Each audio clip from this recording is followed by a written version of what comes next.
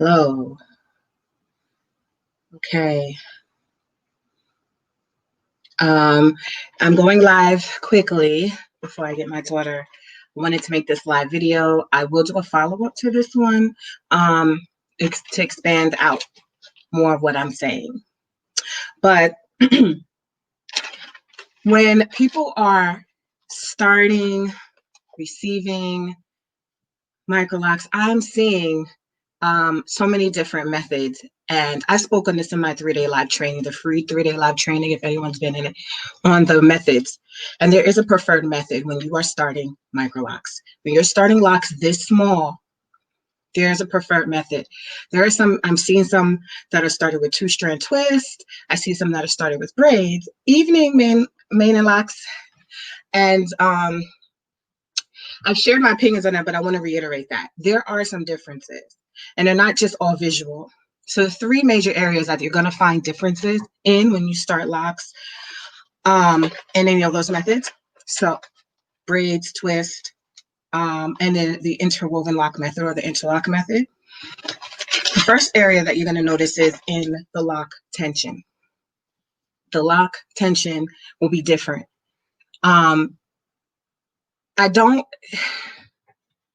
don't really recommend you starting locks this small with something that has tension that is not tight, because what's going to happen is they're not going to be strong enough to withstand certain things. So people are going to notice a little bit more weak areas, a little bit more fluffing out of the lock, a little bit more inconsistency, a little bit more breakage.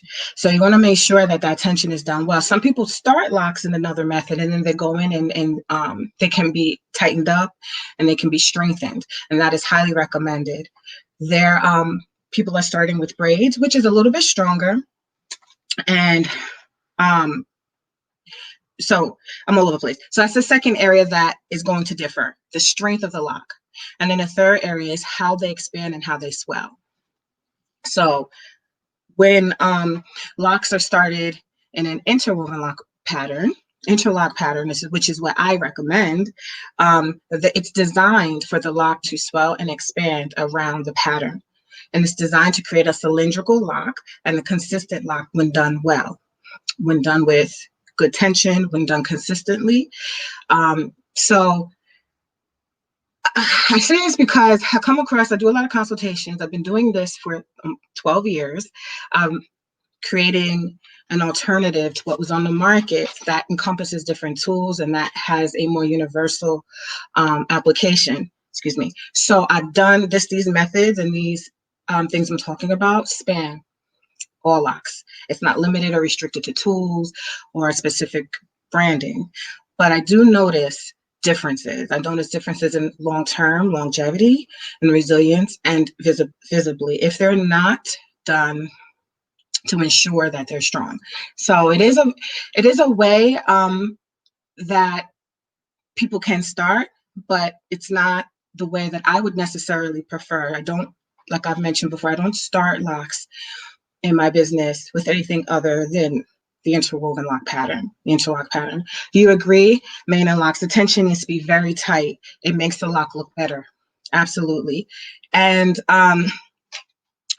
sometimes people don't know. So I always talk about operating in integrity and people making sure they get all the information before they get a service. Because what we don't want is for people to think that they're going to get or their hair is going to respond and behave and mature a certain way, and they're realizing that it's not. And we just have to be honest, like I'm starting your locks this way, or being really certain that we know how our locks are started so that we can guarantee the consistency and the results. There are best practices like there are in any field. I'm a social worker as well. There's certain things that work better amongst the general population, but it's not everyone. Some things can differ, some things can work well. But I wanted to do that in this video just to clear up that because I'm seeing I'm getting consultations, and so now people are coming in to they started one way and they want me to kind of rehab and make sure their locks on the right track, which is great.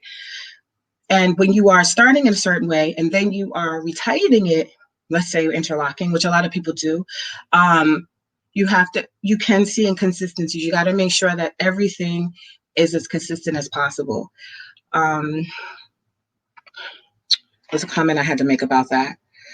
What you will notice visually sometimes when locks are not, when they're started with like 2-strand twists, is that sometimes, or with some other type of method that with attention varies, sometimes the locks look spongier, fluffier, just a little, it's a little different. They're not as tight. What's your opinion on moisturizing shampoo versus clarifying shampoo on baby Microlocs? I always say clarifying shampoo, wash, because shampoo, the concept of a lot of things have to change a little bit when it comes to locks, especially when they're young.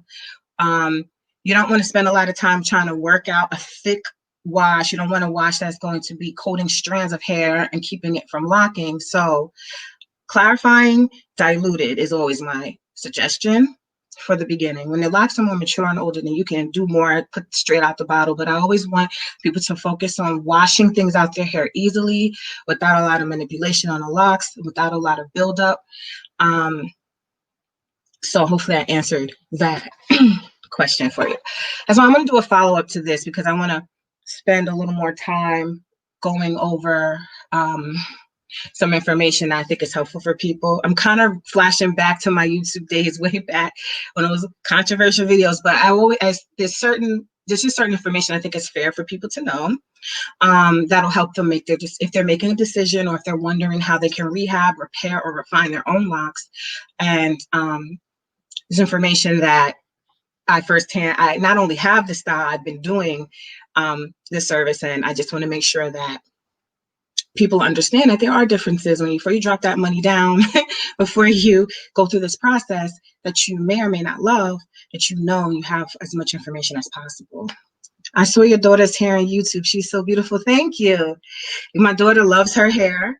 And it's so funny because when she got her hair done, I told her, just, she likes to dip her hair in the tub and stuff. I said, when you get these locks, you're going to have to keep your hair from submerging it under the water and all that.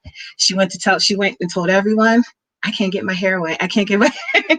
And I was like, you can, but she was just like so good about making sure she let people know about her hair.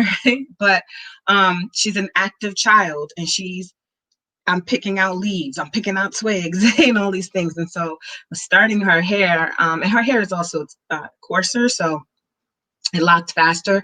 But, I just thought about those who are starting with different ways, and how their hair how long the process might be for it to lock, what it may look like as it's locking. And yeah, I have a client who's moisturizing shampoo on her baby sister locks, which was against my advice, but her hair was okay. Once or twice, if you're using, like, if something happens and it just happens, it's not the end of the world. It's consistent long-term use of products and methods and maintenance routines that are counterproductive to your long-term goal. It's the consistent use of it. If you slip up and do something, hopefully, it depends on what it is, but there's a chance it could be rehabbed and restored. It's for those people who are just certain things that are just done all the time, and people may not be aware of. So I'm doing a surprise live. I have to end now. I said I was going to go till about 5:15, and I'm going to come back and follow up. But I do these lives. I post them on YouTube. So if you want to check all the videos I've done, you can go to YouTube. My main page is Jessica. My name is Jessica Marshall. JS is YCA Marshall. I started YouTube and didn't know. I just used my name. But you can go all the way back to like 2010 or 2011, and I have old videos on there talking about differences. You can kind of see that. And then I have the new channel that I just created not that long ago called Microloc Mastery. And so that one is going to be devoted to talking specifically about Microlocs. My Jessica channel is going to talk about a lot more things. I'm phasing into that. So that's why I created the second channel, but you're going to see duplicate videos. But a lot of information that I feel is helpful for people to know based on what I'm seeing. Hundreds of women service directly, and why I create these methods and solutions to address these things. They're I'm trying to remove emotion, but I really, two-strand twist really need to be maintained very well if you're going to choose that option for Microlocs. It is not an option, I would say, would be the best option. Just like you wouldn't palm roll your locks this small only, and or start them a palm roll. If you did, you're basically going to have to go over each lock and make sure each lock is locking tightly, and it just you should just start it with a method that's already tight and already strong and already consistent. Thank you so much, Microlocs. You're welcome. And thank you, guys. I tend to keep saying bye and then I keep talking, so I am going to end. Bye, Instagram, and bye, you guys.